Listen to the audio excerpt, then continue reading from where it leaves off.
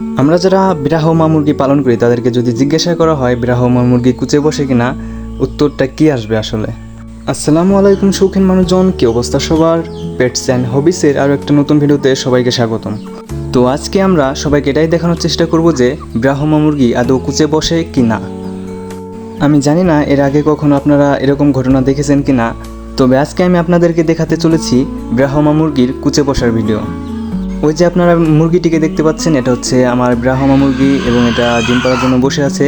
তো এটার কাছে যেতেই এটা এরকমভাবে ডাকাডাকি শুরু করেছে, যেরকমভাবে ডাকাডাকি করে কুচে বসা মুরগিগুলো। তো আমার এই মুরগিটা সম্ভবত কুচে বসেছে, কারণ এটা ডিম পাড়া শেষের দিকে। কিছুদিন যাবৎ ওর গতিবিধিগুলো লক্ষ্য করার পর আমার এটাই মনে হচ্ছে।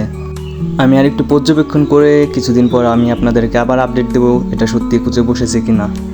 ততদিনের জন্য সবাই ভালো থাকবেন, সুস্থ থাকবেন, সবার পোষা প্রাণীর যত্ন নেবেন। আল্লাহ হাফেজ গাইস।